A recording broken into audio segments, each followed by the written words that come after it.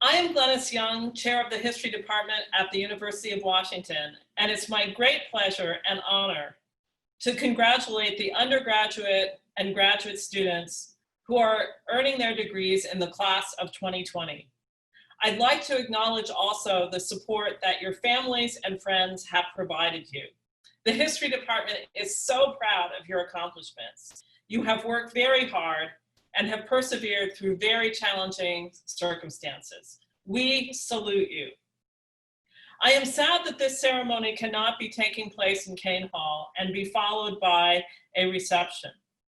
This is always such a festive occasion, and I am saddened that we can't celebrate in person. But I very much hope that you will return for Convocation in 2021. We look forward to seeing you then. Finally, I want to acknowledge that you are receiving your degrees at a time of profound national reckoning with systemic racism. The History Department is a strong supporter of the University of Washington's Race and Equity Initiative. In 1967, Martin Luther King Jr. said the following: "Certain conditions continue to exist in our society which must be condemned as vigorously as we condemn riots. But in the final analysis, a riot is the language of the unheard. And what is it that America has failed to hear?" The History Department is committed to doing all it can to provide the answer and help Americans listen. It is my fervent hope that you, as graduates of the class of 2020, share this commitment. Again, congratulations. We are so proud of you. Hello, I'm State Senator Rebecca Saldaña. I'm proud to represent the 37th Legislative District that includes Central District, Southeast Seattle, downtown Renton, and is one of the most diverse districts in our state. Thank you for inviting me to speak on this very special occasion. As I think back, I really don't have many memories of my formal graduation ceremony. Instead, the small graduation celebrations with my theology cohort and my humanities cohort were the most memorable occasions of that time. May you also find ways to celebrate your accomplishments with the people you've grown closest to over the last few years. First, I'd like to congratulate you on your graduation from college, which this year is an even bigger accomplishment than usual, given the difficulties facing students during this pandemic. I know I've struggled with homeschooling my kids while also working without the in-person connections nor my own desk. I can only imagine the difficulties each of you faced as you worked to finish your advanced level courses from home with the competing challenges of life under a stay-at-home order. I admire your resilience with which you've overcome those challenges in order to graduate now, and I commend you for your resolve.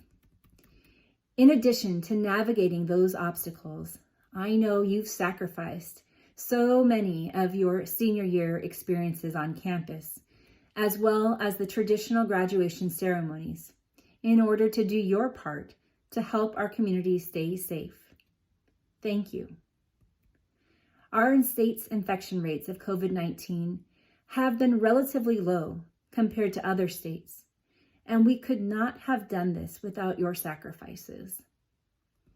Even in a strong economy, no one equated my theology or humanities degree with a high starting salary. Traditionally, the same might be said for a history degree, but hopefully your professors and advisors have equipped you with the ability to translate your degree into career opportunities. In particular, for those of us with history and liberal arts degrees, we can be highly valuable employees because we bring strong critical thinking and problem-solving skills into the workplace. Too many people make decisions based on the last piece of news they heard or the feelings of the person with whom they last spoke. But right now, we need people who bring thoughtful, reflective perspectives to inform the decisions leaders in business and politics will make. In other words, your studies in history could not be more timely. Not only are we experiencing a defining moment in our shared history, but we will also need to look to lessons from history for guidance in our recovery efforts and what comes next. Your area of study gives you a unique perspective and context that can only come from knowledge of our past. The COVID-19 pandemic and resulting crisis have laid bare the inequality and inequity that existed before the pandemic because it had been embedded in our systems and institutions. Unfortunately, our mainstream history books often overlook the real harms and unintended consequences caused by so many of society's historical achievements. Here in Washington, we've seen this in the build-out of our highway system, focused on individual ownership of carbon-polluting vehicles. We've also seen it in the way principles of white supremacy and settler property ownership were built into our state's constitution. Indeed, so many policies often referred to as successful in our history books have in fact perpetrated inequality and inequity, hardships that have grown exponentially over time, and which we see today in the form of income inequality, health disparities, lack of access to affordable housing, and education opportunity gaps, to name a few. Yet, these major concerns are glaringly missing from our traditional history books. We study the European settlers of our country, but we are not taught about the genocide and family separation perpetrated against our indigenous populations. We learn about our country's victories in World War II, but we spend little time on the atrocities of the property seizures and forced incarceration of innocent Japanese American families in squalid concentration camps. We discuss the progressive policies of the 1930s and 40s that led to a surge in homeownership and expansion of the middle class. But we typically do not hear of the exclusion of communities of color from the benefits of these policies, resulting in an intergenerational loss of wealth and segregation that continues to this day.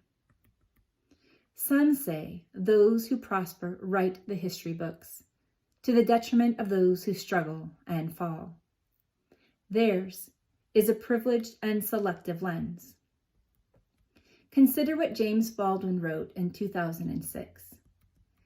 The world changes according to the way people see it. And if you can alter, even by a millimeter, the way people look at reality, then you can change the world. With this in mind, I encourage you to be the historians of your own lives, your own families, and your own communities. When future generations look back on this time and learn from it, let's make sure that all types of experiences are represented in our history books. Let's make sure the lessons we include the impacts of our actions on all communities, especially those who have been historically marginalized. The selections and omissions of the history we will record are critical, not only in terms of accuracy and truth, but for the real life impacts they will have on generations to come. What we write in these primary source documents can and will shape the way people look at reality, and the perspective you provide truly can change the world. Many of you will be involved in helping to shape our future for our country. I urge you to engage with your elected officials, advocacy groups, and community coalitions. It will be your job to illustrate the reality of our circumstances through the lens that is informed by the lessons of history. We need people like you to pull meaning and lessons from the past to inform our efforts today as we move forward out of this crisis. It is essential we move forward in ways that help people, not harm them. Your generation has seen the unmistakable and monumental cracks in the quaint facade of the traditional American dream. but your generation has also started to bring us ideas for a modern and inclusive American dream that addresses the unique challenges of this millennium. Student debt is on the rise, but in Washington state, we have seen efforts led by young people to close the opportunity gap in higher education. With their help, we passed the Washington State DREAM Act and expanded access to our college need grant. These advances we must protect, especially amidst the current crisis, because equity is not a priority that can take a back seat in times like these. Home ownership among younger generations is declining, but many young people are rejecting the old aspirations to purchase a standalone home with a picket fence in the suburbs. Instead, transit-oriented housing is gaining popularity, and we've seen the emergence of community land trusts and shared housing. We've also seen young people embrace the preservation of community resources, from our rivers and salmon to local parks and libraries. Wages are falling farther and farther behind the ever-escalating cost of living. But our state now has a paid family and medical leave program, which means young people will now be able to take time off with pay when they need to take care of themselves or their growing families. We're also updating our overtime rules so that workers can get back more of their time to spend with those families. Despite everyone's efforts, we know young people in America are struggling right now. But I see hope in the changes young people in Washington were bringing, even before the COVID-19 pandemic began. President Obama recently remarked that a lot of young people are realizing that the old ways of doing things just don't work. As we determine how to recover from the crisis brought on by this pandemic, this is a time to evaluate what's working and what's not working, what our society needs or does not need. The perspective you bring, made lucid through the lessons of the past, will be invaluable in dictating our country's policies and institutions going forward. Your views and your energy will shape the world and communities in which you and future generations will live. Please reach out to me and your own elected officials to make sure your perspectives are centered in shaping policy today that will have long-lasting impacts into the future. You have a lot of work and potential for success ahead of you. I look forward to seeing the wonderful things you will achieve.